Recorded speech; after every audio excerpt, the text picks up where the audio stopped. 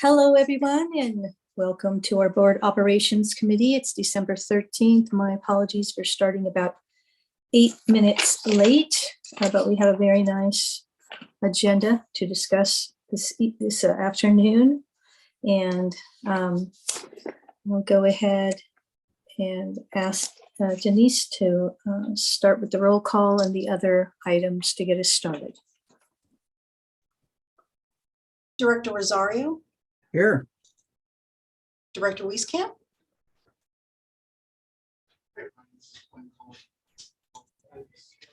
just a moment. I'm requesting her to turn back her video on. And Director Wieskamp, can you hear us? Uh-oh.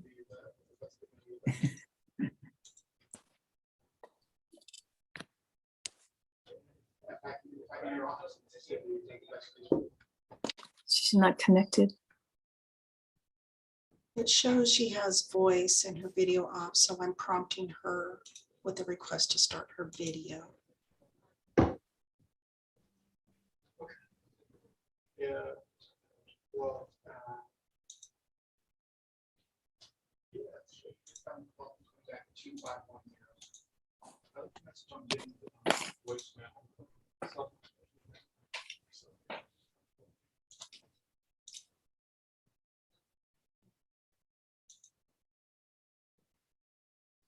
okay, no worries.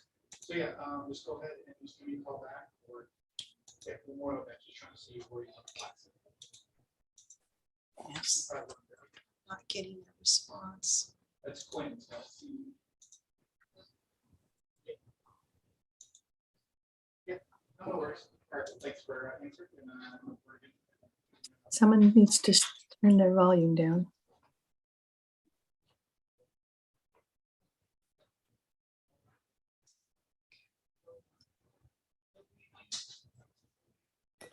Okay, what I can do is proceed with the roll call and then remove Director Wieskamp and call her and have her join. Okay, Okay, Sounds so good. that, okay, acting AGM Steve Castillo, Here. and Chair Corbett. here. Okay, and staff presenters and participating staff attending today include Ruby Tumber, Erdem Vergenelu, Renee Patterson, Robert Kennedy, Jason McChrystal. So today's meeting is held pursuant to the Brown Act as amended by AB 361. Board members and staff may participate via phone or video conferencing. Today's meeting is being conducted virtually with live audio and video streaming provided. Public comments may be submitted live via Zoom, via email, or via voicemail as noted on the agenda located on the Park District website. If there are no questions about the meeting procedures, we will begin. Thank you very much. If everybody's ready to go ahead and start with the first item, which is maintenance and skilled trades mast units update. So any of you are wondering what MAST stands for, it's maintenance and skilled trades. So please, Mr. Kennedy, go ahead with your presentation. I will share my screen. Can you all see my screen? Yes, now we can. Okay, great. Good afternoon, committee members, Chair Corbett. I'm Chief of MAST, Robert Kennedy. I'm here to give you an update on all things MAST. There are a lot of software additions to MAST, and I wanted to give you an overview of what's to come and what has been implemented. In MAST, we're empowering our operation with the purchase and implementation of management software. The use of technology enhances our reporting capabilities and allows us to make informed decisions. FleetWave is a fleet management software that will be rolled out in the new year. CityWorks is a new computerized maintenance management software for project management and will also be rolled out in the new year.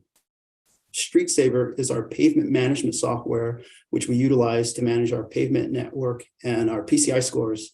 And I'll go into detail with StreetSaver a little bit later in the presentation. And then finally, there's Clarity, our new temporary access permitting software that is currently being beta tested and will go live on January 1st of 2023. Oops. And before I get started, I want to frame our work and why we're moving in this direction. As the district continues to grow, it's apparent that we need to use the right software to assess, prioritize, and manage our assets. We have over 1,300 assets consisting of 11,000 individual systems that are broken up between buildings, landscapes, piers, bridges, and docks. And our major maintenance team has their work cut out for them. In addition to that, we've got over 974 vehicles in our rolling stock and growing, which equals about a $1.5 million need and replacement, fleet replacement annually. As we move forward into the new year, this will be handled through an internal service fund, where each division will contribute to their replacement fund for their vehicles. On top of that, we've got over 13,000 miles of park trails, over 250 miles of paved roads and trails, which is estimated about $3.5 million for our pavement program. And this is significant. This is a significant task because we're allocating the right resources to manage this vast asset network and areas of responsibility. So our solution to fleet management is FleetWave, a software system that allows us to analyze vehicle expenses in a single ecosystem, and we'll be able to generate more comprehensive reports. Currently, all vehicles and equipment acquisitions documents are stored separately in the Park District's network. FleetWave will enable our fleet staff to store information for individual vehicles in a centralized cloud location for ease of access. Individual dashboards for all Park District managers and supervisors will give them an overview of their respective fleets and equipment. They will have the ability to view routine maintenance, schedule repairs, and establish replacement dates, as well as generate maintenance and repair work requests for their work sites. The days of dropping off vehicles unexpectedly are over, where now we'll be able to plan ahead and ensure that our mechanic staff have the capacity to handle the influx of vehicles for maintenance by scheduling service appointments. Fleet Services annually assesses both the need of a vehicle and the available vehicles within the state bid system that meets our operational needs. When purchases are made, Fleet Services implements a decision process for determining the most effective vehicle for the Park District. Fleet Services will continue to implement strategies to improve our overall fuel efficiency when purchasing vehicles. A focus will be placed on replacing the number of vehicles fueled by conventional unleaded gasoline with electric, hybrid, and renewable diesel engines. However, whenever appropriate. And note, our vehicles are on a replacement schedule based on their age and their mileage and condition. The strategies highlighted here show right sizing, which is selecting the right vehicle type based on the anticipated usage. So we're looking at Ford F-150s versus Ford F-250s. You know, that's a V6 versus a V8. And obviously we want to go to a smaller size vehicle, so we're being more fuel efficient and reducing our carbon emissions. And we're also looking at Ranger and Mavericks if it fits the need. But again, the vehicles have to be available on the state bid for us to be able to utilize the purchase of those vehicles. The next strategy is selecting alternative fuel sources. So hybrid electric plug-in, electric and renewable diesel, which we're already in the process of doing. And then purchasing newer technology vehicles with better fuel efficiency and lower emissions. This strategy allows MAST to make the infrastructure upgrades needed to take that electric next step. In 2016, the Green Fleet Plan identified 13 electrical vehicle charging stations would be necessary at various yards to accommodate the growing load to the electric and hybrid vehicles. 38 of those locations in the Park District were assessed for panel upgrades, with 13 of the locations requiring new PG&E meter upgrades for the charging needs. So as you can see, vigorous improvements will be needed at most locations to accommodate this electrical shift. But rest assured, an electric fleet is on the horizon. Moving forward, we're looking at CityWorks, which is a computerized maintenance management system solution that is combined with ArcGIS to create a foundation of authoritative data by building a system of engagement, record, and insight to improve how we assess and manage the services that we deliver. This is all by leveraging GIS and the power of data. We're able to take a look at the district's risk exposure, DRE, which reflects the level of exposure that an organization like ours will confront through the potential failure of an asset. An example of this would be a sewer main line or sewer lift station.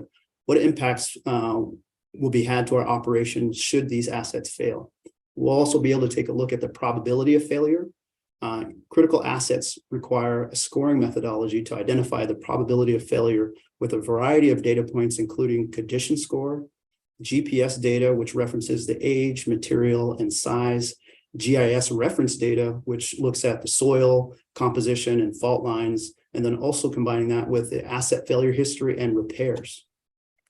That combined with the consequence of failure, it's important for us to identify the consequence of an asset failure, which is vital to the success of enterprise asset management implementation. These consequences include service impacts, critical users, financial, environmental, and social impacts. These tools will allow us to take a deep dive into how we determine and prioritize our maintenance management program. With that, CityWorks will help us develop and manage our 5-year roofing and electrical plan that has been identified with a need of over $7.2 million for 17 locations. This would be an example dashboard that we will have for the program, and it'll allow us to put the data from all of our assets right at our fingertips. So when prioritizing this work and creating our work plans for each given year, we'll have a dashboard to be able to manage all of those projects, the allocated resources for that, and the team that is responsible for managing the program.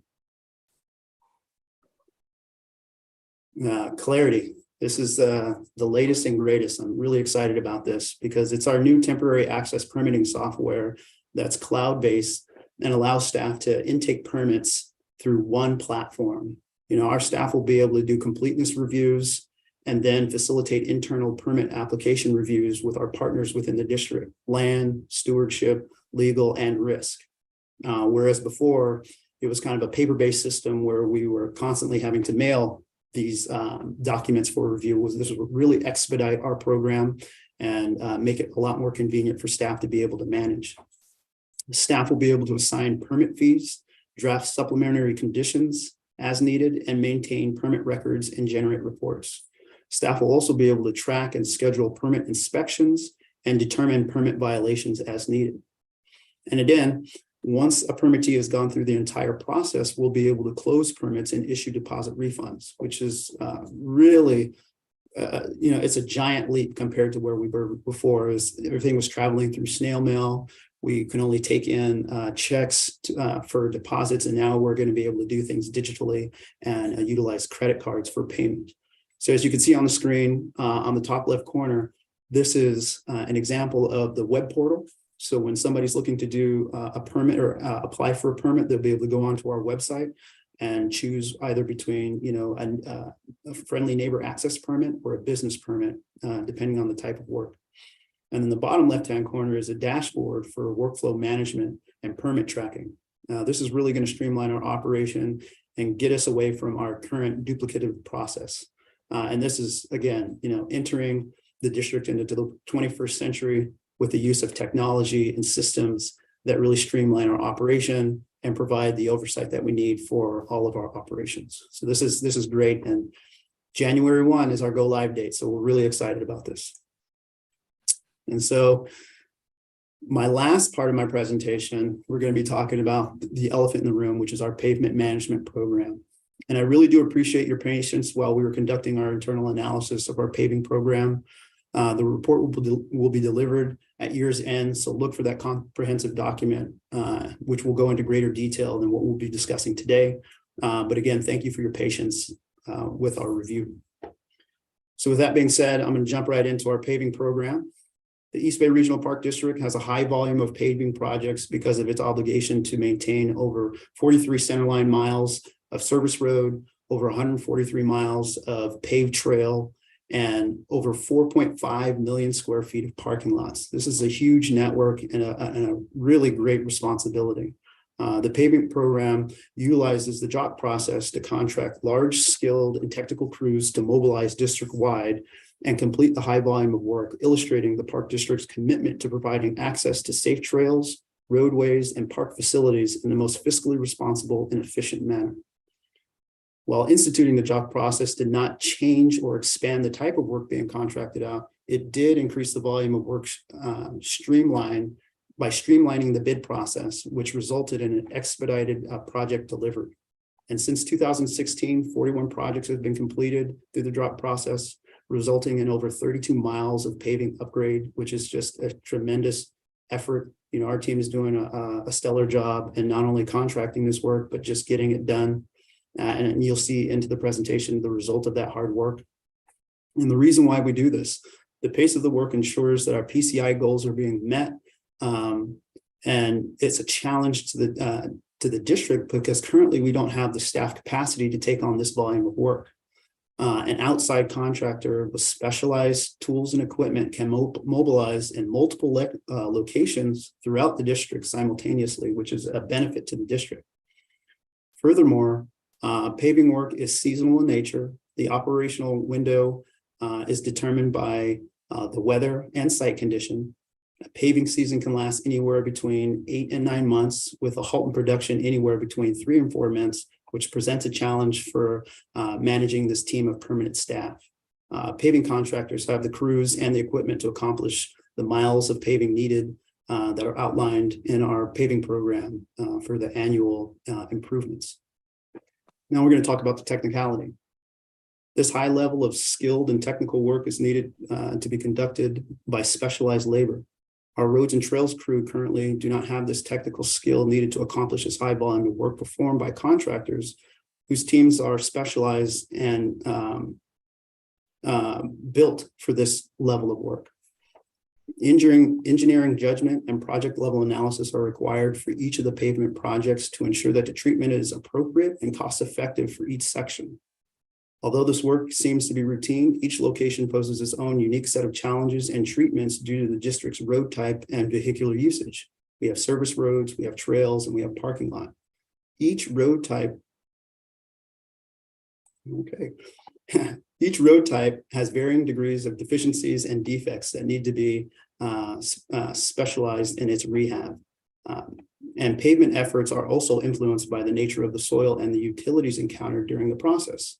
A large portion of our district roads are placed in existing easements where utilities are either adjacent or directly underneath the surface. And these utility obstacles make it difficult to select the appropriate rehab application type, as there are fewer engineering solutions. So that's why a high level of specificity and strategy is required for this. The Park District does not currently own the equipment necessary to carry out the necessary volume of annual paving projects in-house. The cost to procure adequate equipment is estimated of over $5.5 million and over $11 million if we add backup equipment. And we build in redundancy backup equipment to avoid the issues of causing delays due to technical issues with our equipment. And the ongoing maintenance cost for said paving equipment is estimated over $12,000 annually. Additionally, new facilities would be needed to house the equipment and the staff with an estimated cost of over $4.7 million. The Park District currently relies on contractors to supply paving materials and waste disposal costs, and we may lose efficiencies of scales when procuring our own materials directly. So supporting the pavement program in-house would also require an additional office space, computers, phones, and equipment. So the report that we'll be providing does an in-depth analysis on the startup cost, which is upwards of $20 million, with an annual administrative cost of over $198,000, which, you know, we compare that to our current contractor where we can actually get $175,000 per mile for installation of new pavement. And we compare that to our estimated cost for internal staff to do that same per mile cost at $563,000. So there's a significant difference. And so the first step to developing a cost-effective maintenance and rehabilitation strategy is to determine the maintenance need of the paving network. By using Street Saver's budgeted tool module, with an inflation rate of 4%. We can see that over the next 20 years, we have an estimated $76 million projection for our paving program. If the district follows the recommended program, the average PCI will fluctuate between mid-70s and 80s for the next 20 years. However, if no maintenance is applied over the next 20 years, we could see that PCI rating drop to about a 23 by 2035. So it is imperative for us to continue the current program to ensure paving assets are maintained at a high level and that we manage our budget in a fiscally responsible manner. We currently have a $3.5 million budget for our paving program, and that equates to about 5 to 10 projects, just depending on the treatment type. And our current project coordinator is handling that program quite effectively and efficiently. And now I'm going to get into some examples of what our internal staff can actually do when it comes to paving. And so this is at the Skyline Gate residence. We redid the driveway and the carport, and then we also put in a pathway that leads to the backyard so that we not only have ADA access for the entire facility, but we have a safer driveway for our current resident to be able to enter and exit that property. And then in the middle of the slide, you'll see our staff from Roads and Trails actually working on the apron for the Black Diamond Mines CXT restroom that was put in. And that is the breadth of our work, ADA path of travel from the parking lots to our facilities, whether that be a picnic table or our picnic site or restroom facilities. That is the wheelhouse of our skilled staff within trades, our Roads and Trails. And they do a great job performing this work. It comes at a higher price point if we have specialized contractors come in to do this small level of work. And, this is what our team enjoys doing. We have the equipment and the scale to do that. And they really take pride in the work that they do. Now we're going to compare that to what we get with a contractor. So Cannon Drive, I know you're all familiar with that, was recently rehabbed. So we went from the beginning of the roadway and did over a mile of paving. And this is the state that Cannon Drive was in. You can see it's alligatoring. We have longitudinal cracks. We've got missing sections of asphalt and just hazards when folks are trying to cross the street that could lead to a potential accident. And the transformation that you'll see on the next slide is just night and day. It is a brand new road. It's going to be here for a number of years in an excellent condition, provides safe travel for our patrons, folks on bikes, cars, and pedestrians that are looking to cross the street, and improve sight lines and visibility. And as you can see, it takes a village to do this paving work. They have heavy rollers, they got large paving boxes, and they've got milling machines, all equipment that we don't have. And they have specialized technical staff that can actually test the compaction of that asphalt as the project's going on to ensure that we have the right product at the end of our job. And this just goes to show you it's labor intensive and very, very cost effective when utilizing these contractors. I know that was a whirlwind and a lot of information, but I wanted to be able to present that to you all in the best possible manner so that we can have an open discussion. So I'll stop sharing and open the floor. Thank you very much. That was quite impressive, and wow. Can we think about it now for another few hours, what you just said? That's just an overview. I can go into detail later. And again, that detailed paving report is forthcoming and will be provided to you before the end of the year. So thank you for your patience for that. But yes, but you provided plenty of detail for us to learn and understand what you're doing. And there'll be more, I'm sure. So thank you very much for that. Let me ask first if any of the other members have any questions. Director Rosario? Yeah, thank you. Great report, Robert. Just have a question about both CityWorks and Clarity. Are those systems that where they already have a product and we're just plugging in, or are they custom building it to our needs?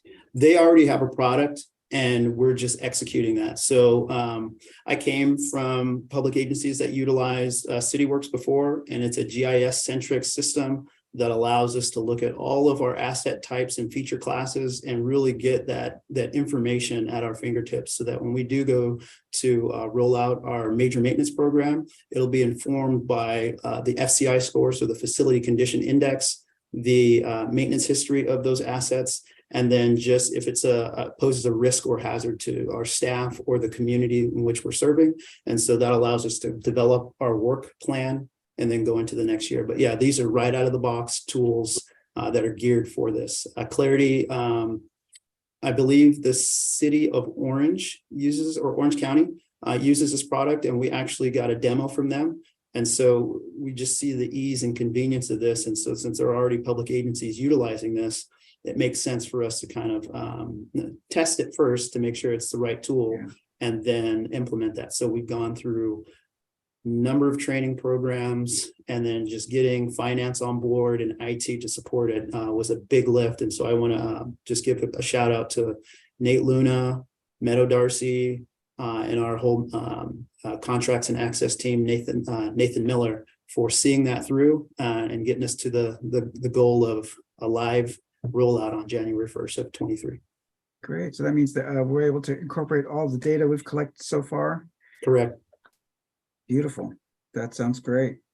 And then regarding paving and maintaining our PCI level, is there how do we determine which ones we work on first?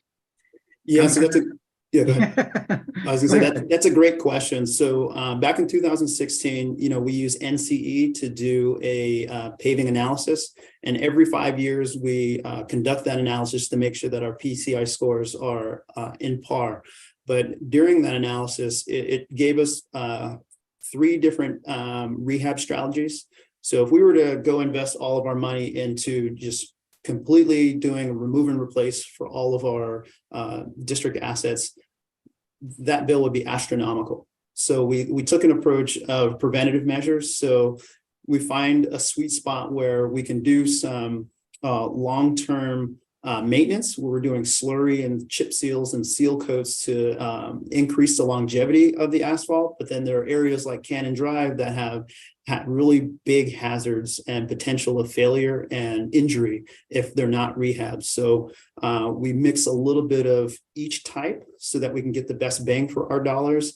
And then in some cases, we're kind of forced to do that remove and replace because of the hazards that are posed and just the need for that. So we really take a look at the type of projects that are needed and the current PCI score for the road conditions, and then make an evaluation of, are we going to eliminate hazards and potential unsafe conditions? Or are we going to look to improve the longevity? So I can go back to one slide if you would like, and I can show you. Let me share my screen. And Robert, just to kind of chime in on that one, you also have your staff work with park operations staff hand in hand on making these decisions, and with finance, right? Correct. Yes. Can you see the paving? Yes. Okay. So in 2021 and 22, that was kind of a carryover year. So we had 13 miles that were completed in 21, and then 3 miles that were done in 22. The budgeted amounts are, there's a huge difference between 13 miles versus 3 miles. That's because of the repair type. So we did full remove and replace for 3 miles. And that's why it ate up a lot more of the budget versus doing the preventative measures where we're doing a slurry coat or a chip seal. Mm-hmm. And so our project coordinator does a really good job in looking at the capacity within JOC and how we're going to be able to utilize our budget. And then again, that capacity of the contractor to finish and fulfill their quota that has been approved in our process. So it's complicated, but it's efficient in nature. We're getting a lot of bang for our buck, and we're getting a lot of new pavement district wide, which it's great. And we just want to keep on moving. Great. Sounds like you're headed in the right direction. Another question is on the that equation that you presented with that used the district risk assessment or risk exposure. And does that calculation generate an actual number? Yeah, so as we develop our preventative maintenance program and then our major maintenance program within CityWorks, it's going to take the request information and then the existing FCI score. So when we roll out CityWorks, we're going to be migrating all of the VFA data that was compiled with Jeff Rasmussen and Eric Holmes. Mhm. And so we have current facility condition indexes. We're going to put that into GIS and then we're going to point CityWorks to it. Now, the software within CityWorks will take the facility condition index score and all of the preventative maintenance history and then the requests for work. So all of the work orders that have been generated for that, it gets put through this algorithm and then predicts on a certain level which projects we should be working on and which facilities. That doesn't dictate that those are going to be priority number one, Mhm. because ultimately our work group comes together and then we prioritize that work based on the need, because the computer doesn't know if folks are actually being housed or operations or services are being provided from those facilities. It's just kind of spitting out the results of that query. And so we have a major maintenance team that consists of all the folks in MAST on the major maintenance team, and then our MAST trades superintendent, Richard Guest, and then Eric Holmes and Jeff Rasmussen. We all kind of come together and talk about the projects and then how we want to prioritize those moving throughout the district. And so we want to have a big kind of impact. And so while we're taking a look at the roofs and electrical projects, we're going to take into consideration the new AQI standards that we're setting for the district and keeping our staff safe. Can we make improvements on the building envelope so that we're looking at a facility holistically so that we don't have to come back? So those are all the things that we're factoring in when making our decisions. So it's not just, here's project A through Z. It's here a list of facilities, and then what is our our internal evaluation going to do? Because again, we got to look at electrical, roofs, HVAC, building envelope, put together that package, and then make that prioritization list. Yeah, I'm glad to see that there's an on-the-ground assessment Correct. included with the numbers. So that's great. And then my last question is, I know you mentioned that you said that unplanned visits are to the for fleet maintenance is no longer going to happen, but stuff breaks down. Yeah, as you're saying things and they're leaving your mouth, it's like, oh, accidents are inevitable.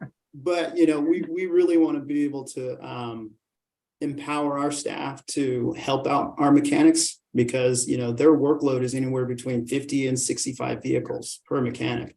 And so if we can schedule out those routine maintenance efforts for the vehicles, it really allows Jason as the fleet manager and his team to be able to manage that onslaught of vehicles on a daily, annual basis. And so it just like people put in tickets on the help desk for our computers, they'll be able to put in a request for maintenance services of vehicles, and we can plan accordingly and just make sure that we have the right materials and the right tools necessary to keep those wheels on our vehicles and keep the district moving.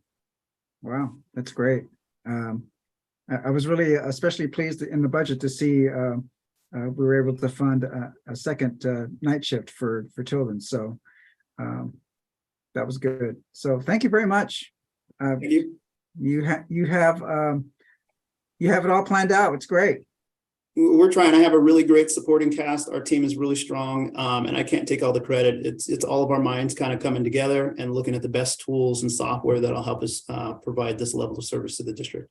Great. Thank you very much. Thank you. Looking forward to your analysis. All right. And Chair Corbett, Director Wieskamp had some technical issues, so she won't be joining us today. Oh, that was the question I was just going to ask before I asked about items. Thanks. That's too bad she's not with us. Yeah. So, Dee asked almost all the questions. Sorry. But no, that's great. But I just want to say, it's quite impressive to see the different types of repair that has to be done in different parts of the parks, showing what had to be done in this last year and that work. And I think it's quite impressive to know that, you're working on some of the streets that have a much more difficult improvement necessary.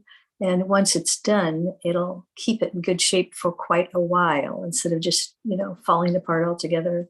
So thank you for that work. It's obvious that you're doing in certain areas.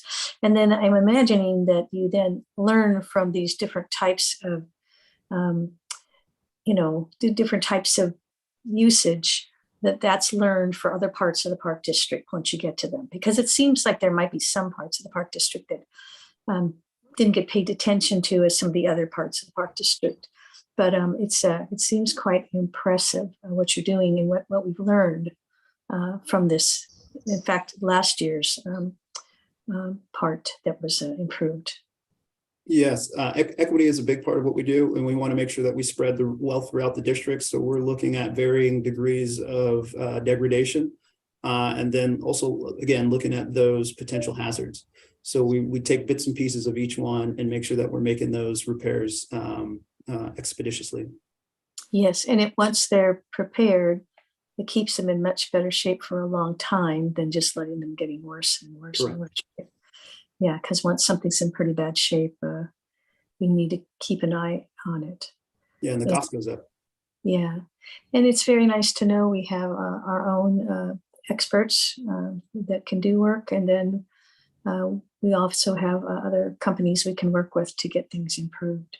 Correct. So what do you think the plans for the future, the things that are most needed in the future on the roads, would you say? Can you repeat that? What sort of needs do you think we have on the roads in the near future? I saw you say that, the costs and the numbers, but what types of roads do you think are going to need the most attention?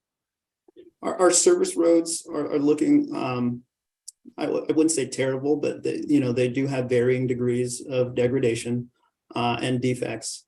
I really want to focus on our biking trails network, and just making sure that we have an amenity that is utilized by commuters, that are utilized by folks with disabilities, and then our aging population for exercise. And then it's also a connective network for the different cities in East County.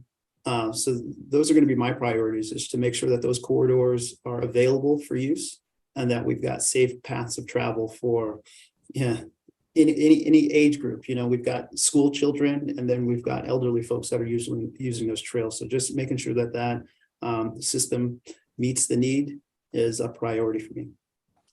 Would this include work that your department has to pay attention to, where we have people who are tearing up parts of the park district and trying to put in trails where there shouldn't be? So this is just for our paved trails. As we're talking about natural surface trails, then that's a completely different conversation. But that too is another focus of MAST. We really need to do some introspection and map all of our trails. So I'm not just implementing this CityWorks system for one aspect. It's going to be able to take a look at all of our assets that we're responsible for maintaining. Linear feature assets need to be populated into GIS, so that allows us to create preventative maintenance strategies. And so this is just phase one. Although it's looking at one of our major maintenance components, we're going to open this up to all aspects of MAST. And we're going to be able to do a deep dive and annual review of what's forthcoming as far as projects and what the needs are for equipment and staffing down the line. The other additional thing that he's doing too is that we're incorporating a small trails crew, which on the unpaved trails, like you were talking about, they're going to be able to assist and go out there and target specific areas to help with the ongoing maintenance and removal of some of the bootleg trails that are out there. Sure. I'm very impressed to see the improvements that you're attempting to make in different parts of the park district, and learning from what has happened in the past to improve things and hopefully let them last longer, depending on which projects you get to first. And I do appreciate the dedication and your interest in this. Thank you. It's Thank you. very, very impressive. Thank you. Thank you. All right. Any other questions before we move on to the next? Thank you for your wonderful work. Okay. So next item. Hang on a second, let me just turn the page. So number 3, update on district-wide concession maintenance fund and projects. Hi there, good afternoon. I'm Ruby Tumber, Acting Business Services Manager. And I'm also joined here by Acting Chief of INR Tiffany Margolisi, as well as AA2 Renee Patterson. Today I'll be discussing 2022 concessions review. And before I share my screen, I just want to remind you that the agenda did mistakenly place this item as a recommendation, but it's simply just informational. And who are the others presenting with you? I don't see. Oh, I see. it's just me presenting. I wanted to just give a shout out as well to Tiffany and Renee because they're instrumental in the background of this report. Okay, very good. I see their names now on the. Yeah. I'll do my best not to put them on the spot either. So I'm going to share my screen now. Okay, I'm guessing you see the note screen, is that right? Nothing yet. Nothing yet? Nothing yet. Okay, sorry. How about now? Notes. Good? Good. Good. All right. Thank you for bearing with me. Like I said, this is a review of our concessions and specifically a look into our CMF fund. And for those of you that have served on the board operations committee in the past, I think that's everyone on the committee currently. I want to say that we have changed up the format of this presentation to highlight the projects and the great work that has been conducted to improve our concessionaires and the facilities within them. The last few years have been really shaky and, especially difficult for small businesses as they maneuvered COVID. And I really wanted to highlight the work that was put into our different assets during this time. Before we begin, I want to highlight the language in our master plan related to concessionaires. Our last master plan stated that our concessionaires will be economically viable as independent entities. They provide a high quality of service. They are responsible for maintaining the condition of the facilities. They uphold environmental standards and the values that are consistent with our mission. And they they provide some share of revenue to the district, even if it's nominal. In terms of the revenue structure, when we execute an agreement with the concessionaire, the agreement outlines percentages of revenue received by the district. In most cases, we receive concession fees as a revenue. This is a percentage of gross receipts. And in addition to that, we often receive a concession maintenance fund percentage, which is something that the concessionaire pays into and can bank and utilize it for repairs and maintenance work that improve the life of the facility. And I'll go ahead and dive right in. We're gonna do an overview of all of our concessionaires in alphabetical order of park and list out some of the projects that have occurred specifically with the focus in 2022, but we might go back like a year back as well. At the Anthony Chabot Equestrian Center, which is managed by Keystone Management Company, they are fairly new. They came in April of last year. We are in the process of repairing the second residence on the premises of the property. We added new security equipment, including Ring cameras to aid with surveillance. And we also have plans to reinforce a retaining wall on the main slope of the equestrian arena. That's the bottom photo, and we have pictures of the schematic on the top right. This was just finished this year by our Deco department, and we will initiate this project in the early part of next year.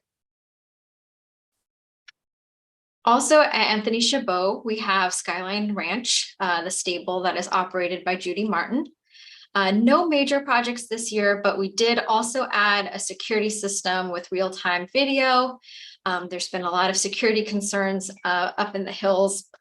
As you may know, crime has unfortunately gone up in recent years, but we did add the security systems, and we have plans to replace the sand in the arena, which is something that we do annually. Ardenwood Events and Cafe. This is the concessionaire that operates out of Ardenwood Historic Farm by Palmdale Events Incorporated. They are on the newer end of our concessionaires in the district, and they did a lot of site improvements in the last few years to really bolster some interest for this space as an event venue. They did pool site repairs, electrical upgrades, and light installation. They replaced the HVAC in the cafe and performed a shed replacement for their storage. A new beverage stand was added at Deer Park, and they even added a commercial dishwasher system. And as you can see by the number of people here, a dishwasher system is really important. Contra Loma Cafe, this is Boondoggies. They are a small hot dog and soft serve cafe that operates at Contra Loma. In 2021, they did an epoxy flooring project and did some major commercial cleaning at the site, but unfortunately they were closed this year because of the lagoon closures, and they will reopen when the pool is remediated. At Crown Beach Board Sports, we have Board Sports California, and they are currently in the process of doing a roof replacement. I think it's actively going on right now into the early part of next year. They also use their CMF funds to purchase a shipping container, which they utilized for additional storage, and did some minor door repair work. Dunbar and Quarry Campground. This DBQ officially opened, I believe it was last year, and it's Outback Adventures that is managing the camp store. It is not yet open. We've had some difficulty getting a camp host on site, but the concessionaire has been really actively engaged in revitalizing that space and getting it open to the public to offer the various amenities that it has. That includes a firewood bundle vending machine, which is currently operating and utilized by the public. And we also have bought some vending machines that will not only serve snacks and, you know, various things like that, but also laundry, soap, and detergent, and some kind of basic amenities that you might need when you're camping, but you might not have brought with you. So those are some of the things they have. And then a laundry facility, which I just spoke to the concessionaire this week. I think they are in the process of doing a soft opening for that right now, and hope to have more concrete operational hours when the store is open permanently in 2023. At Del Val, the boat rental food and bait shop, which is operated by Evenco, which was purchased by Rocky Mountain Recreation in 2021. We did a variety of different upgrade projects that were related to public environmental health from the county, having to do with the freezer, sliding glass door, the addition of a mop sink and water heater, just things that are required for sanitation and health purposes.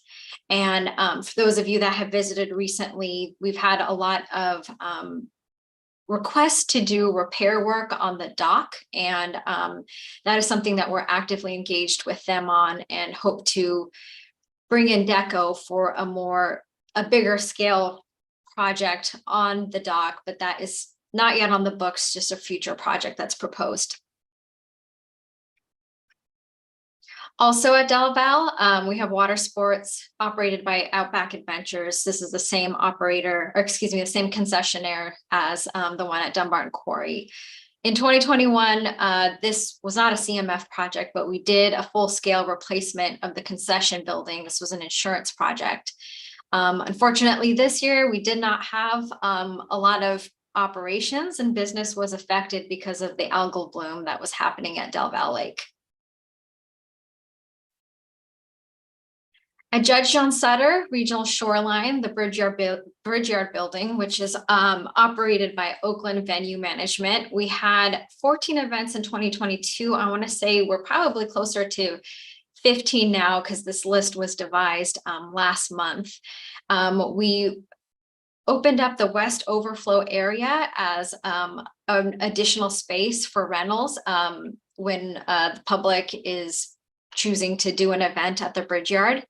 We did speaker installations, so the sound in that building has improved vastly, which is, really critical for a space that big. We did electrical upgrades, and we just have a new exhibit design manager come online, and we're going to do an exhibit revitalization project in the building as well, and that's going to begin in the early part of next year. And I think everyone here is familiar with the Bridge Yard building. The bottom left is a photo of the space at night, and really highlights what it can look like for an event. And in the middle is the Bonsai Festival that just happened, I think within this last month. It was a really cool fair that exhibited bonsais from all over the world.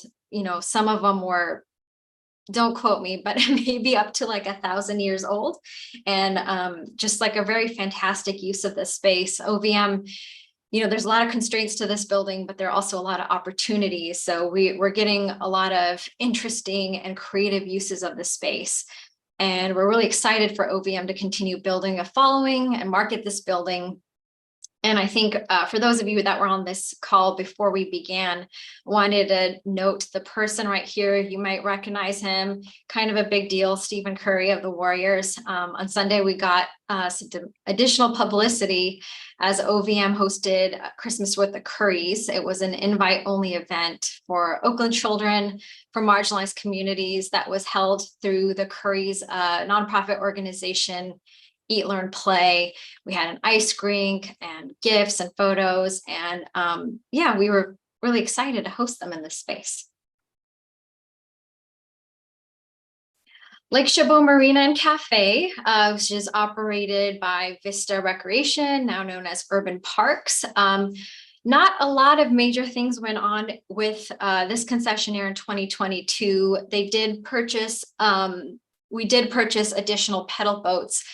In 22, we were going through an RFP process, and there was, the possibility of us choosing a concessionaire, but we did end up awarding the agreement to the incumbent. And with that said, they have a lot of exciting propositions that they will begin in 2023 with the use of CMF.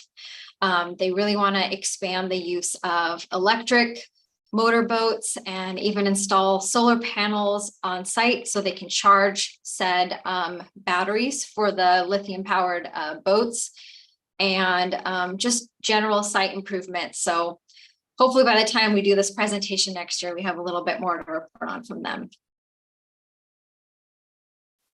At Redwood Canyon Golf Course, which is the concession is Touchstone Golf LLC. We have an ongoing, fairly major irrigation project that is being spearheaded by Touchstone Golf. That's probably the biggest project that's going on there. In addition to some upgrades to the wedding site and the banquet room. And we also did a resurfacing of the parking lot to really bolster this location as an event venue site. And next up, we have Las Trampas Stables, which is operated by a newer concessionaire, Miss Julene Bartley. This year, it's always funny when you're talking about manure bins, but we replaced the little miniature manure barn here at Las Trampas Stables. This was done in-house by our trade staff, utilizing the former footprint of the old manure barn. And that was the big scale project that happened at Las Trampas Stables this year. At Little Hills Ranch, this is outside of Las Trampas Park. We have concessionaire Palmdale Events, who is also newer. They came aboard in 2021. They did some equipment purchases for the transition. We've done some solar light work repairs, and we have a lot of stuff slated for them in 2023, including repair of a hillside. We're actively evaluating the pool at Little Hills to kind of decide the future of the pool. And they want to also include some meadow fencing and maybe even have an additional wedding site where they could also have weddings at Little Hills Ranch. Point Isabel Dog Wash and Cafe, operated by Joe Betty LLC. No major improvements, but revenue has been steady and it remains, as always, a popular site for dog washing and an available amenity to get a coffee or something warm to drink at Point Isabel. We did just meet with the concessionaire, and something that they reiterated was that it's been really difficult to get to be fully staffed, and I think this is a challenge that many small businesses are feeling nowadays. So sometimes they had to deal with closure simply because they had staffing shortages.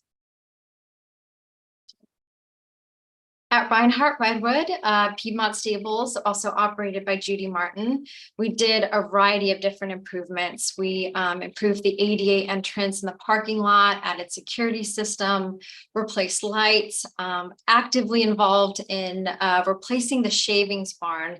We're having a pre-construction meeting just coming up in the next week. So construction realistically will begin in the early part of 2023. We had a lot of schedule snags with that item, but we are excited to actually mobilize the project. I know it's been a long time coming. We also performed a preliminary engineering for the hay barn, and we hope to get funding in the 2024 budget for the initiation of that project. And Shadow Cliffs Boat Rentals and Food Concession. This has unfortunately been closed since March of 2019. We've been basically utilizing the remaining CMF to do ongoing pest control as long as that lake is closed, and that is unfortunate. We have to keep the concession closed. At Tilden, Redwood Valley Railway, which is operated by Ellen Thompson, we've had an ongoing railings project happening to kind of reinforce the perimeter of the waiting area for patrons that are hoping to hop aboard the train. That's ongoing. It's a slow project, but that is ongoing. And we also have done some tree work and just general parking lot and fencing at Redwood Valley Railway. And at the Tilden Merry-Go-Round, operated by Sycamore Concessions, we had a lot of general maintenance done that was kind of required by DOSH, the Division of Occupational Safety and Health. We've been working on some painting work to really help retain the preservation of the building, and been doing a replacement project of the exterior pillars. Deco is involved with the foundation repair project, which is upcoming in early 2023. And our other golf course, operated also by Touchstone at Tilden, they are in the they're in the progress of renovating the Golf Pro Shop. Excuse me, they have renovated the Golf Pro Shop. They are in the middle of renovating the clubhouse and snack shop, and that renovation is currently, the design has been submitted to the county planning. So we'll know a little bit more about it next year in terms of concrete timeline. We've done a lot of hazardous tree removal as well to clear out the driving range and just have a better view shed. And finally, at Tilden Lake Anza Food Concession, this has also been closed just because of the ongoing issues related to the lake and the closure stemming from that, whether it's Azolla, cyanobacteria, or just the variety of different biota inhabiting that lake and making it kind of difficult for us to swim in there. All right, so of our 20 concessions, this is kind of a look back to how we used to provide this report. This is a summary of our concession fees in the last 4 years, represented in 2 ways. You will notice that we had, quite a spike in 2021 that dipped. This is for 2 primary reasons. We have not yet finished 2022, so there's some revenue that is not listed here yet until the year is closed out. I believe this only was until the end of October. And we also had a turnover in operator at Tilden Golf Course. American Golf exited, and they used to pay a higher fee in revenue fees than the current one. So that kind of highlights the discrepancy there. Nonetheless, in the last 4 years, we averaged about 800,000 plus in revenue. And this is a look at concession maintenance fund, both the left side, a look into what was paid into CMF during each year. The colors indicate a different year, 2019 to 2022, and then what was spent. You might be asking the question, oh, how did you spend more out of the CMF in this year than what was added into it? The CMF is a rollover fund. It's not your typical operating fund that's exhausted through the end of the year. So funds were rolled over from one year into the other year while accumulating CMF because they continuously pay into it. And this defines a different data set, which is what was spent out of that. And if there's any questions, I can certainly answer those as well. 2021 was, as you know, the first full year of COVID, and we spent CMF to do COVID payments to our concessionaires, and also experienced a transition at Little Hills that was also utilized quite a bit of our CMF fund. And that was somewhat exhaustive, but if you have any other questions, I am happy to answer them. And if you'd like me to go back in slides, I can as well. Thank you very much. Yes, of course. Quite impressive. Dee, do you have any questions, comments? Yes. Please go ahead. Not too many. I'm so surprised. If I can find, this is a very good report. Thank you. I like the new format.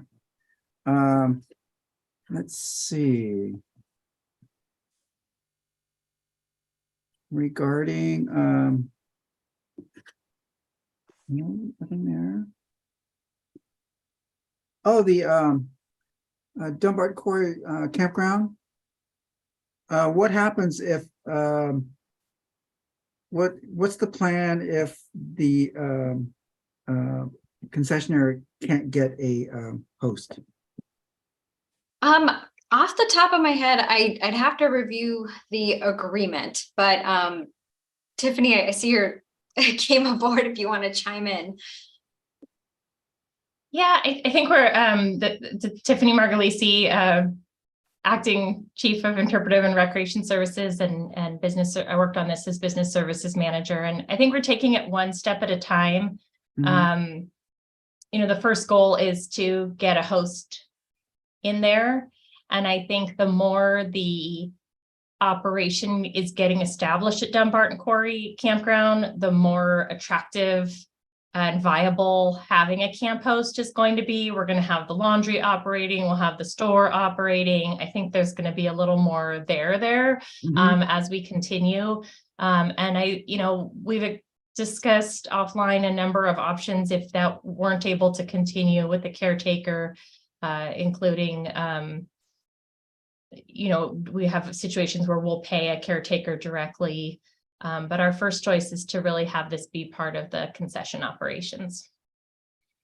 And I do want to add that at the end of summer, we did have a site host that was hired and living on premises, and for reasons not really related to retaining them and just reasons outside of our control, they had to exit. So the concessionaire is actively working to recruit someone new.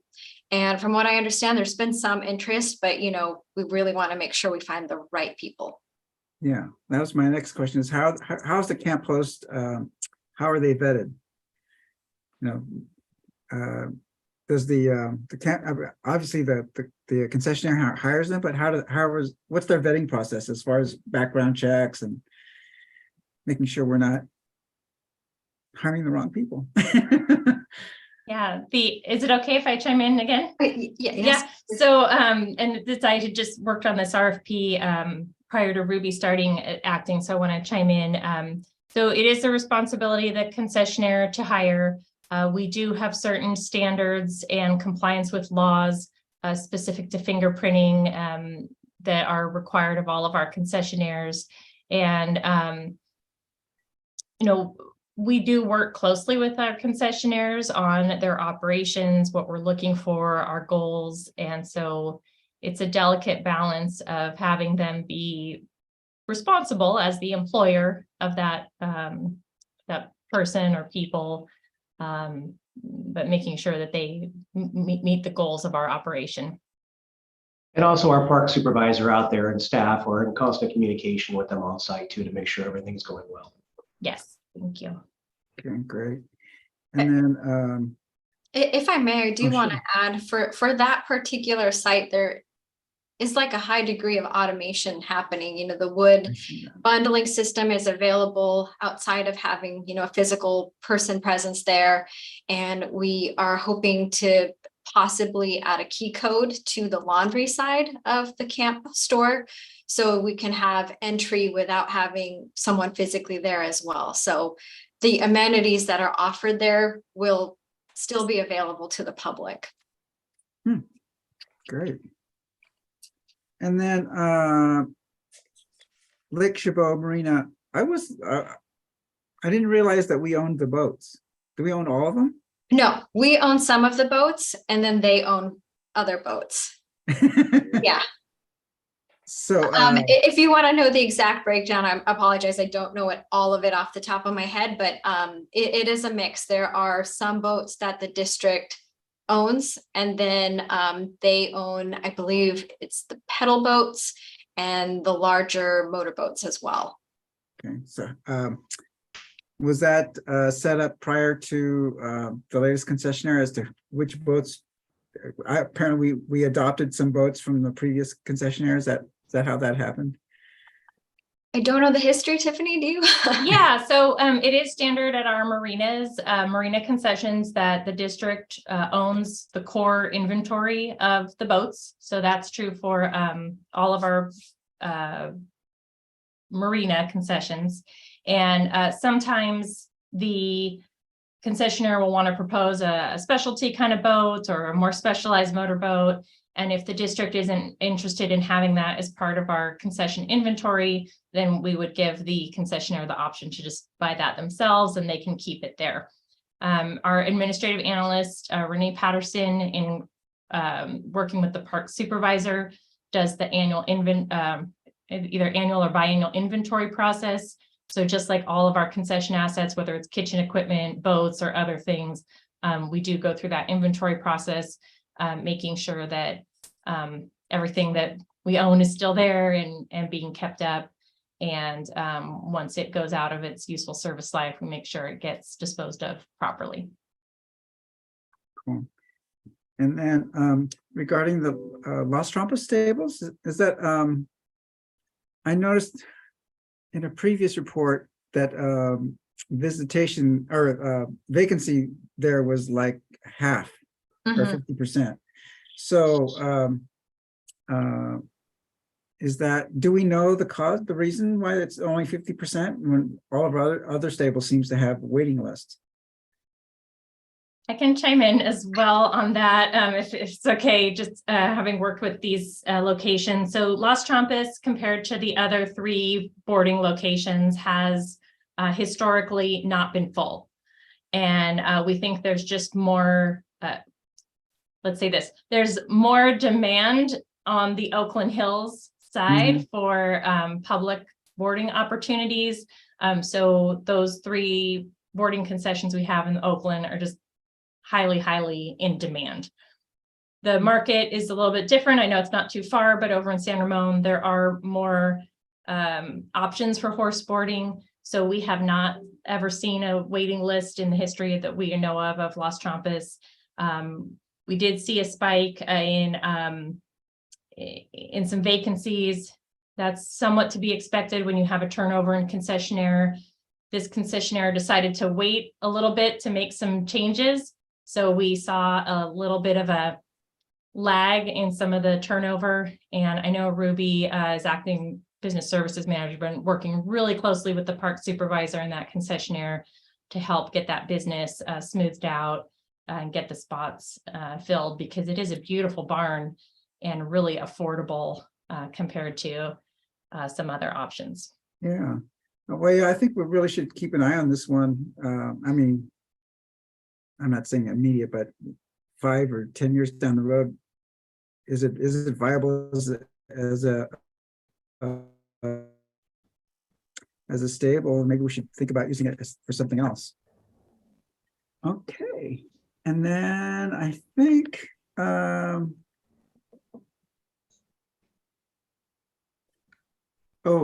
Redway, the Tilden Redwood Valley Railway. Are we still month with her? Okay, that answers that. And that's it. I'm very happy to see the projects at Piedmont Stables going forward. And you're right, it's been a long time. So glad to see those going forward. So yes, thank you very much. I like your new format. Great, Thanks.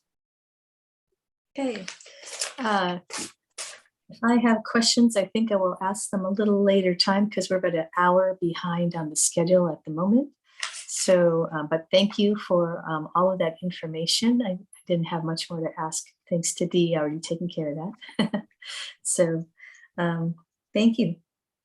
Impressed with the work you're doing too. It's all looking pretty good. Thank you. thank you. You're very welcome.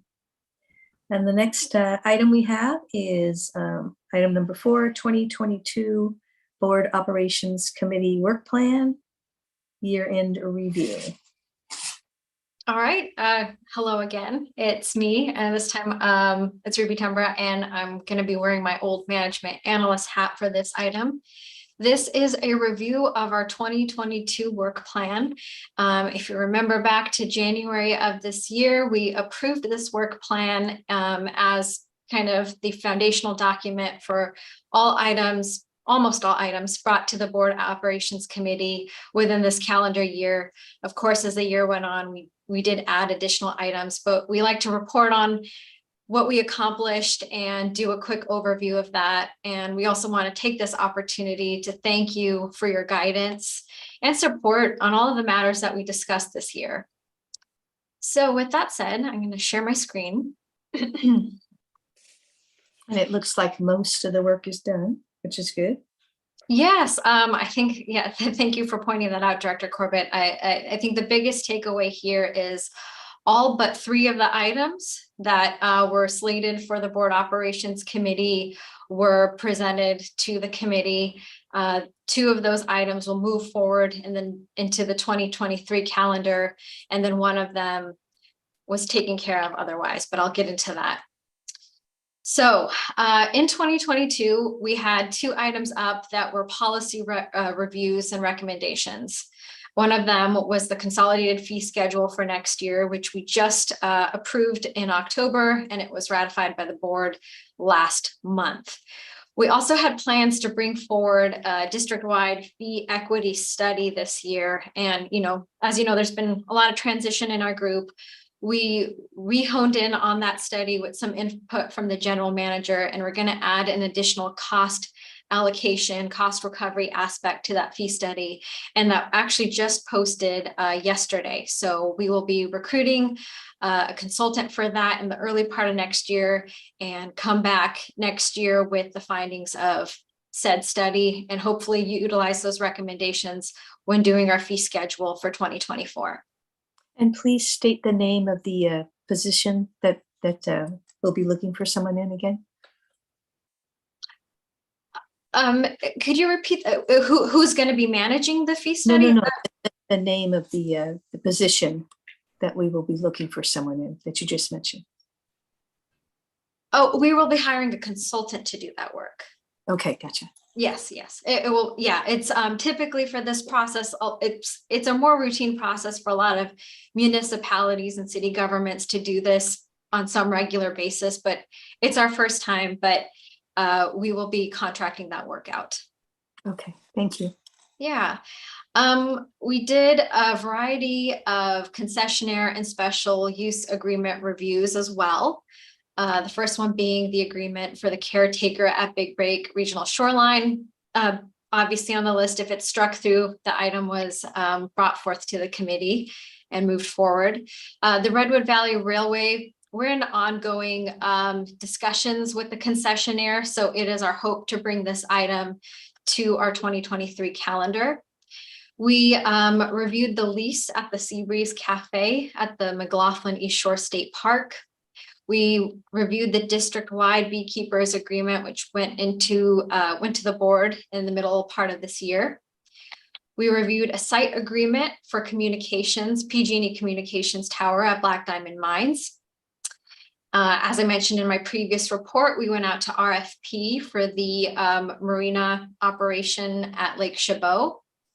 We also just at the last BOC brought forth our recommendations for the agreement for Camp Arroyo operator, as well as the anchor tenant Taylor Family Foundation. We also had a number of informational reports and discussion topics that we brought forward to you. Right now, I'm talking about the work plan for 2022 during our final review, so we can check that off our list. And shortly, I'll be reviewing our draft work plan for 2023. Earlier this year, we received a reservations program update from our reservations supervisor, as well as an update on the outreach work done at Tidewater. Every year we get updates from both of our INR regions, Southeast and Northwest, and we received both of those this year as well. And then every year we alternate between 3 units and this of the 6 units in our park operations unit. And that this year they were the recreation areas unit, the parklands unit, and lake unit, meaning the other 3 will be brought forward next year. We also just now did a review of our concession maintenance fund concessions and special use revenues. Robert Kennedy just provided his update from the Mass Department, and we got a camping program update as well, and an update on the Bridge Yard concession. We were supposed to bring a specific update on the residence program, but if you recall, we ended up bringing that item to the full board of directors just last month. So rest assured you got your residence program update this year. And we did have a couple of reports earlier this year regarding sustainability programs. If you recall, we did a report from acting AGM Steve Castile regarding the work in regard to water conservation and irrigation projects as well. So those were our items this year. And like I said, thank you so much to the committee for all of your insight and support on these items. If there are any questions, I'm happy to answer them. Well, thank you for the amount of wonderful work done. Only a few more left to move over and get done, and some already on the way to being done. Thank you very much. Great presentation. Any questions on this one, Dee? Nope, no questions. Well Okay. done, thank you. Thank you for the report. All right, and one more item in the agenda. We have the 2023 Board Operations Committee Work Plan Review and a discussion at what we may be looking at and what we will be passing on to the next committee to take a look at and approve as well. Good afternoon. Yes, that is correct. This is our final item for 2022 for the Board Operations Committee. And as Director Corbett mentioned, we propose a draft work plan to the outgoing committee in the current calendar year.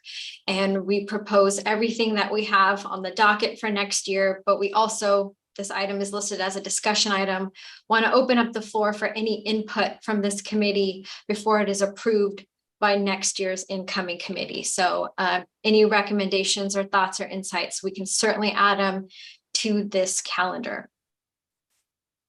And with that said, I will share my screen again. Thank you. All right. So this is going to look very reminiscent of what I just reviewed, but next year we will go and bring forth for policy reviews and recommendations our fee schedule for 2024 and do our comprehensive district-wide fee study, the findings for that.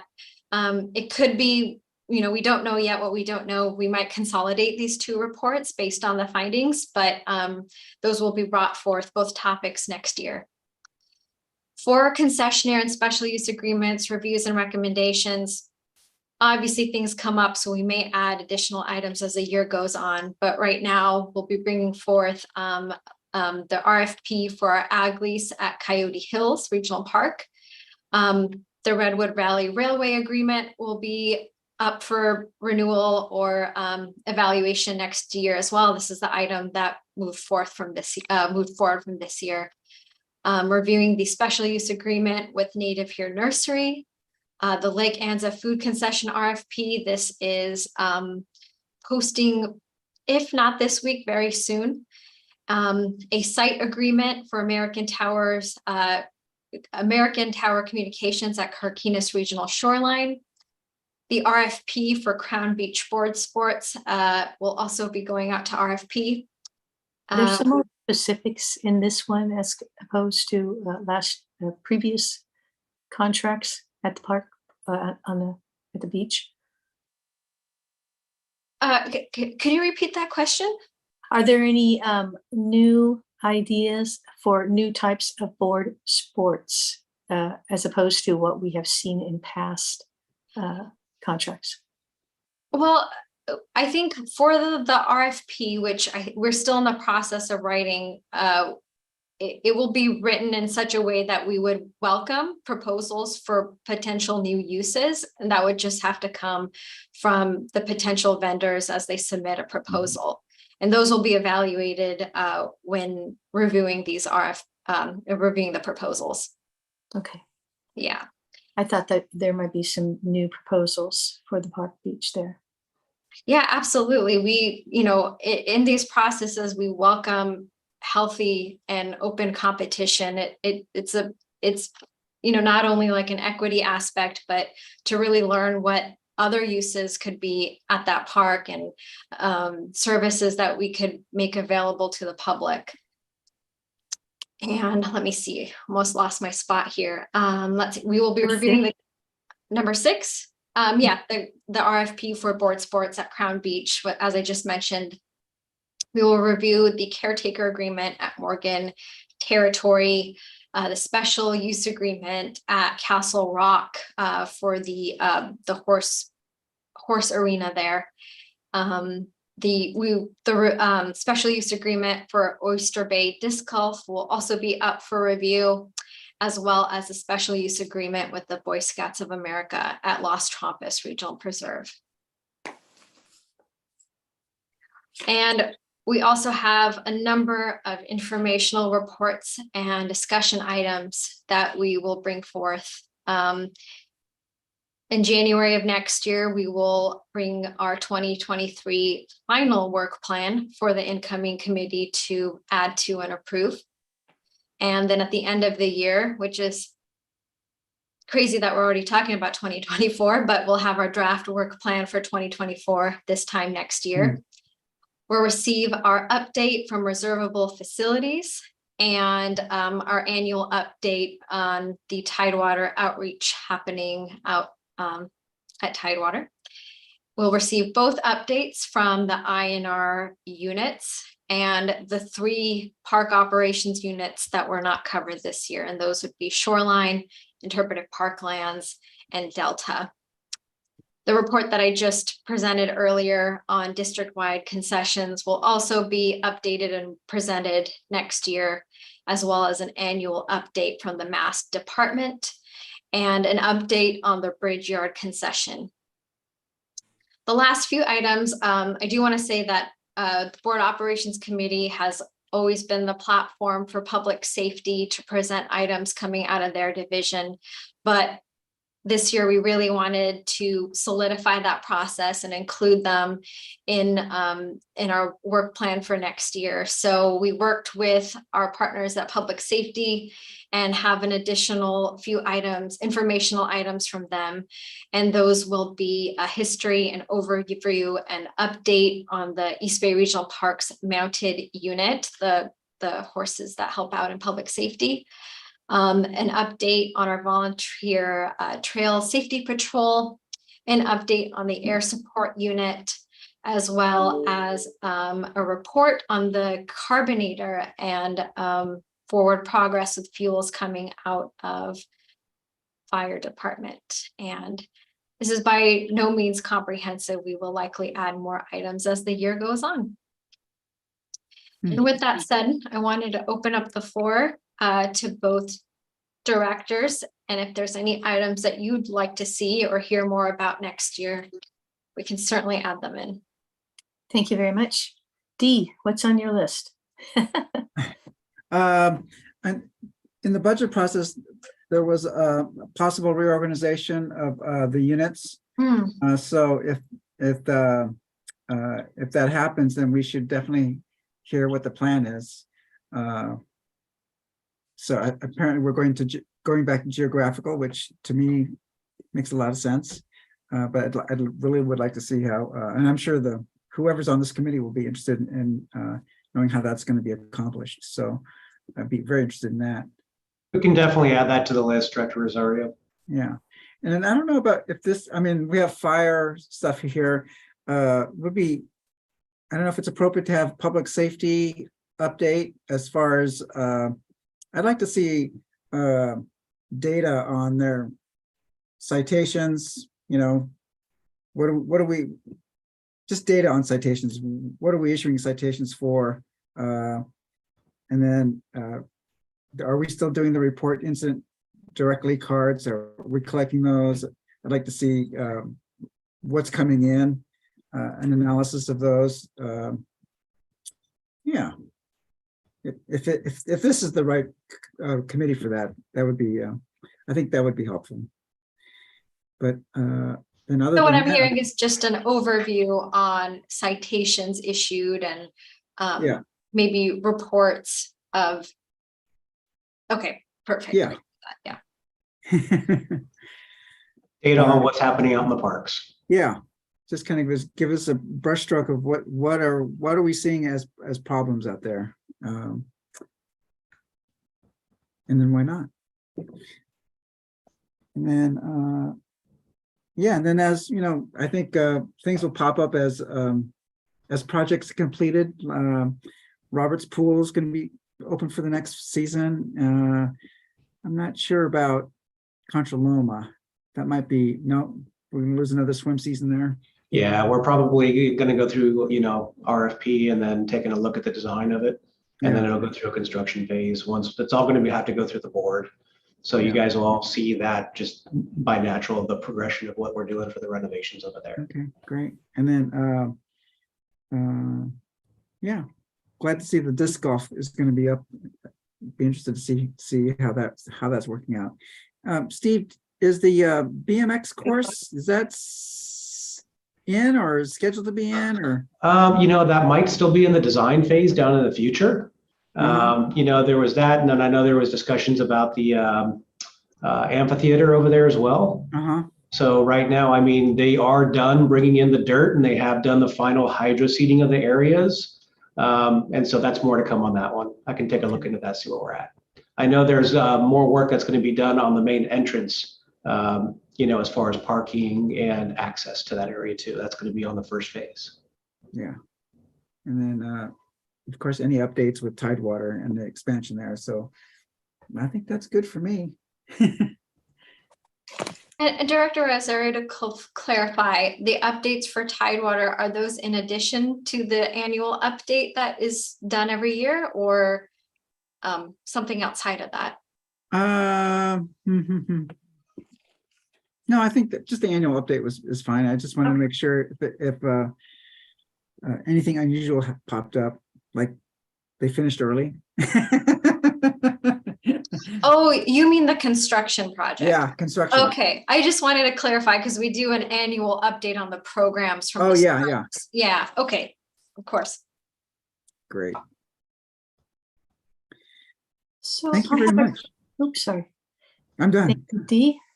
So I have a question that's probably answered, but maybe not, because I'm not really sure.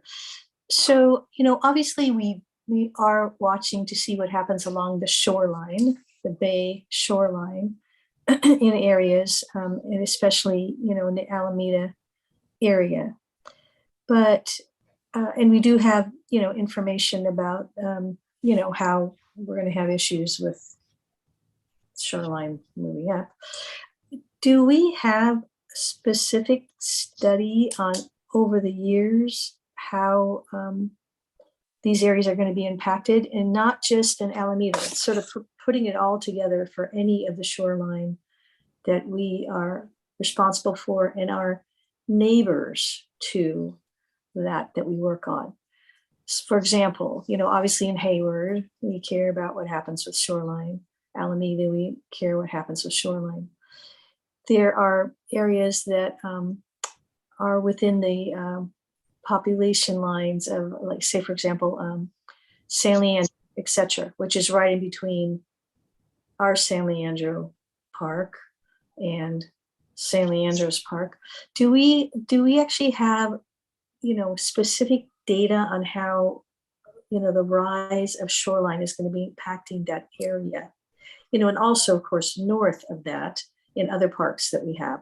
Do we have an overall sort of study and survey of how this is going to be happening in the future, so we're ready and not just working on our own, but working in partnership with other communities? Do we have that? That might be something that would fall under the guidelines, probably under the 30 by 30 initiatives. We are going to be trying to, work with our local agencies. I'm not quite sure if any work has been done within the park district, but I can check in. Director Rosario? Yeah, Well, I'd like Brian Holt. that added as an issue, shoreline along the entire shoreline that we are there and right next to, and how that's going to be impacted in the future, because we have to start being ready for that. So I would like to see that added as some sort of list, if it's not already covered specifically. I know it is on specific little projects, but there should be a discussion about shoreline along the entire area where we have parks and are next to other cities' parks.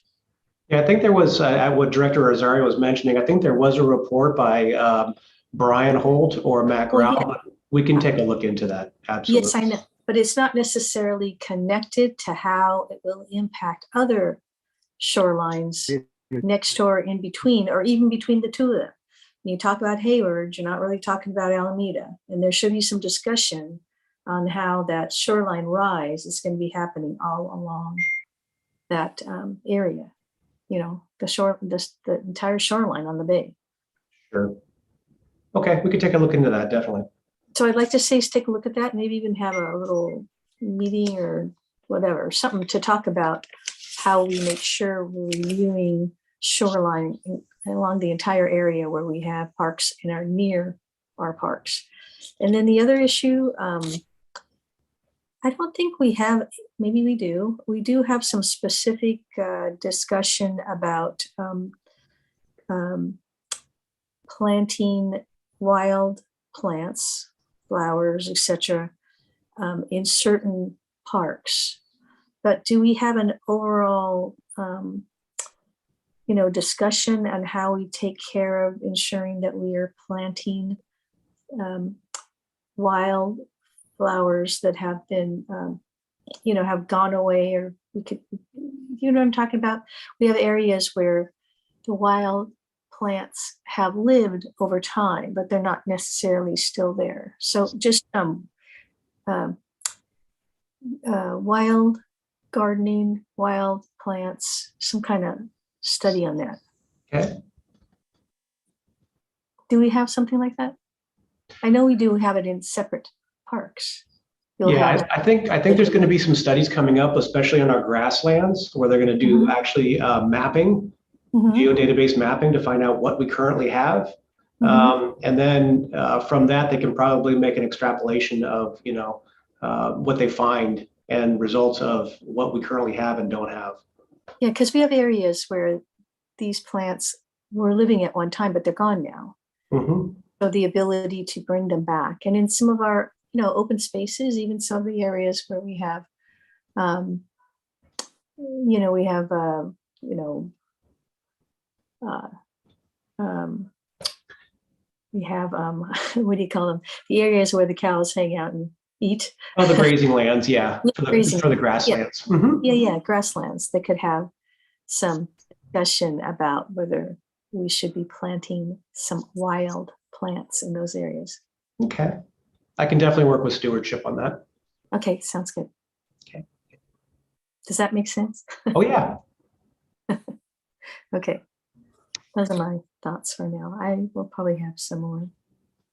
Okay, well, you know where to reach us, and I just wanted to repeat back the recommendations. We received a request for a presentation on the reorganization of the park operations unit. A presentation from public safety regarding citations and metrics on violations district-wide. An update from Roberts Pool specifically. Okay, since the lagoon will be opening next year. And we might tie that in with the construction project update for Tidewater. And then also Yeah. 2 requests regarding sea level rise and impact, as well as I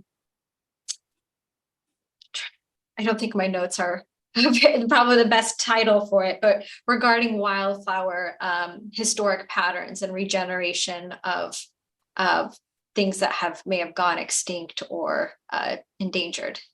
Did I Yes. capture that right? Yes, I think so. Okay. And for those 2 items, I'm curious to know if they would be appropriate for the Natural and Cultural Resources Committee, and I'll work with stewardship. And would you be open for them to be added on their calendar, if not ours?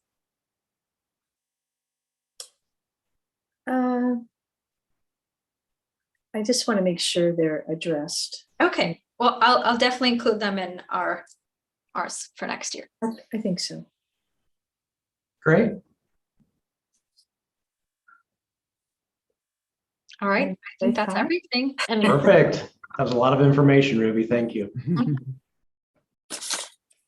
Thank you. thank you. All right.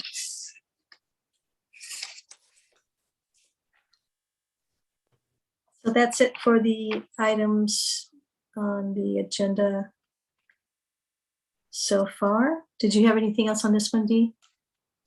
No, just wanted to say that we don't know who's going to be on this committee next year, but I just wanted to thank staff for another great year on the committee here. And all the reports have been very succinct and organized very well and well presented. So thank you for all the work and keeping us updated. Yeah, I would add to that. This is a great committee. We get to do all kinds of wonderful review and appreciate the work that you're on top of all the time. There's a lot going on. Staff So worked very hard on these. Yeah, thank you very much for recognizing that. Absolutely. Thank you so much. And hopefully we'll get to see you some more. Yeah, I guess next year it's mandatory. We have to be live. Yes. Yes, I guess we'll see what the rules are. Unfortunately, people are still just discussing what's going on with healthcare and that kind of stuff too at the state level. So we'll see if anything changes. All right, so if we're done with that item, then we'll go on to number 6, public comments. Any public comments? Chair Corbett, we have no public comments at this time. Wow. Okay, very good. All right, committee comments. Mr. Rosario. Made mine. Thank you. Have a good holidays, everyone. Okay, very good. And I don't have any other committee comments to make either, except for thank you for all of the wonderful work from all of the staff. Appreciate that so much. And Assistant General Manager, what would you like to say? Just like to say thank you all as board members being on the committee. You give such valuable input and provide great responses. And it's just, it's been a pleasure working with you over the last year. It just really means a lot. And I just like to give a special thank you to Director Wieskamp as well. I'm sorry she couldn't jump back on the meeting and all that, but this was, her last meeting for the board ops and all that. And we're definitely going to miss her. Yes, that was very nice of you to say. We all missed her today, but I'm sure we'll have an opportunity to stay in touch with her. She's done fabulous work for many, many years.